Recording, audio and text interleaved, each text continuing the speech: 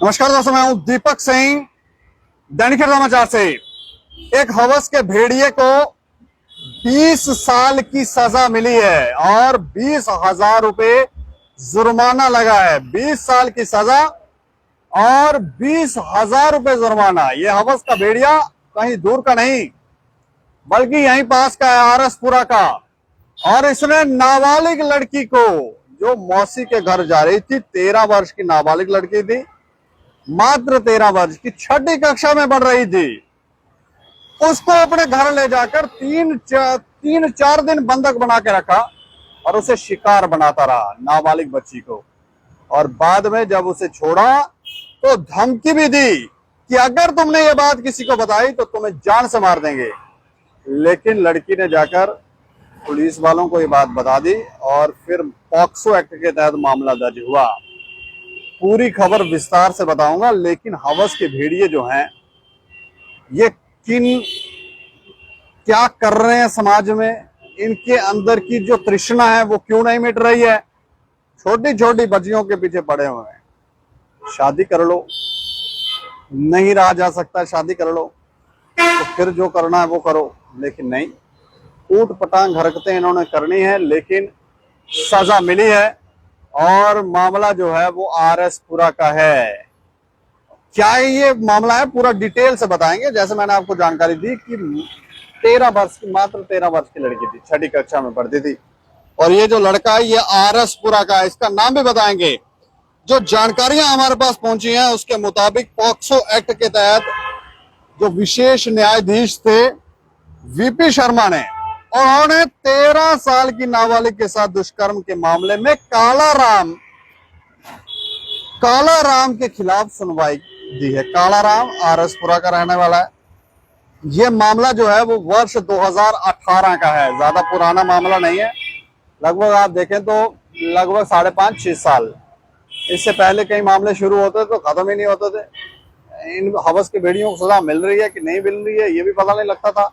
किसी को मिलती थी, किसी को नहीं मिलती थी। कोई वैसे ही सलाखों के पीछे रहता है, चार्जशीट पेश नहीं हो रही है या कुछ और मामले हैं, कोई बेल नहीं करवा रहा, क्या हो रहा है, तो चलते थे। लेकिन कई हवस के भेड़िए बच जाते थे। कई पावरफुल लोग भी इन कामों में शामिल रहे हैं और वो भी बच जाते थे। तिगड़मबाज तो होते ही हैं, कोई जाके किसी को खरीद रहा है, कोई किसी को खरीद रहा है, कोई पैसे दे रहा है, लेकिन हवस के भेड़िए बच जाते थे। लेकिन अब ये बच नहीं रहे हैं।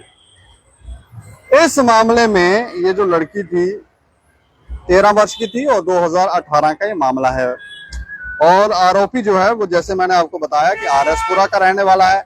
नाबालिग बच्ची जो घर से निकली थी मौसी के घर जाने, वो आरएसपुरा बस स्टैंड में पहुंची थी और वहां से ये जो शख्स है उसे अपने घर ले गया था।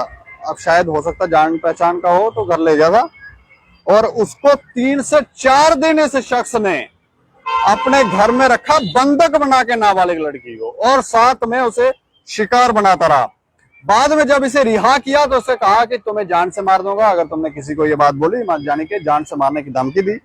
लेकिन ये शायद ये भूल गया था हवस का भेड़िया कि 3-4 दिन आप लड़की को रख रहे हो तो मामला पुलिस में भी गया होगा, मिसिंग कंप्लेन लगी होगी। और जब लड़की घर वालों के पास पहुंची, उसके बाद पुलिस के पास पहुंची, तो उसने अपनी आप बीती सुनाई और उस आप बीती के बाद पुलिस ने पॉक्सो एक्ट के तहत मामला दर्ज किया था। इसमें जो न्यायाधीश हैं वीपी शर्मा, उन्होंने कहा कि ऐसे दोषियों को आजीवन कारावास की अधिकतम सजा के साथ दंडनीय प्रवेश यौन उत्पीड़न का ये जो शख्स है, इसने आजीवन कारावास में रहने वाला कृत्य किया है, आजीवन। लेकिन फिर भी 20 साल की सजा सुनाई है। इस तरह के अपराध को न्यायाधीश जज साहब ये कहते हैं कि इस तरह के अपराध को समाज के खिलाफ, और 13 साल की जो नाबालिग लड़की है, 6ठी कक्षा के छात्र है, उसके खिलाफ किया गया है। इसलिए बड़े पैमाने पर समाज को संदेश देना जरूरी है।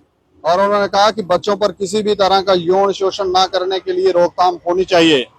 लेकिन साथ ही उन्होंने ये भी कहा कि ध्यान में रखने वाली बात यह है कि ऐसे मामलों को संगीनता से लेना चाहिए। और इस मामले में तो 13 वर्ष की नाबालिग लड़की थी, इतनी कम उम्र की बच्ची, 13 साल की कम। तो आरोपी ने बच्ची को 3 से 4 दिन तक अवैध रूप से बंधक बना के रखा और साथ में यौन उत्पीड़न करे। उसके बाद ये सब देखते हुए ये कठोर सजा सुनाई है, 20 साल की सजा और 20,000 रुपए जुर्माना। 20 साल की सजा।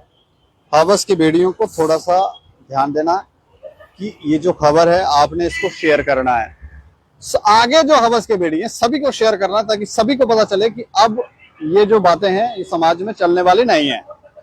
बहुत पहले ही इस तरह के फैसले आ जाने चाहिए थे, लेकिन समाज ने, लोगों ने, परिवार के सदस्यों ने, समाज के डर से, लड़कियों ने समाज के डर से, लाज शर्म की वजह से मामलों को दबा दिया और परिस्थिति धीरे धीरे बदलती गई और आज इस स्थिति में आ गए हैं। यहाँ पर किसी के भी मन में कोई भी बात आती है, किसी भी लड़की के बारे में आती है, तो कोई भी कुछ भी करने लग जाता है। ना आजकल लड़कियां कम रह गई हैं, ना लड़के कम रह गए हैं, तो कुछ भी हो रहा है। और आजकल लोगों को, अगर आप बुजुर्गों के पास बैठेंगे तो वो बोलते हैं देखें जी क्या हो गया है, लेकिन शायद ये भूल जाते हैं कि जब इस तरह के मामले उनके ध्यान में आ रहे थे, संज्ञान में आ रहे थे, तब कुछ सख्त फैसले लेने की जरूरत थी। लेकिन उस समय क्या सिचुएशंस थी, क्या हुआ, हम नहीं जानते। लेकिन अब जो फैसले लिए जा रहे हैं इसके ऊपर आप लोग राय रखें कि क्या ये सही है या नहीं। और देखते रहें दैनिक समाचार। मुझे और मेरे सहयोगी अरुण कुमार को दें इजाजत। नमस्कार।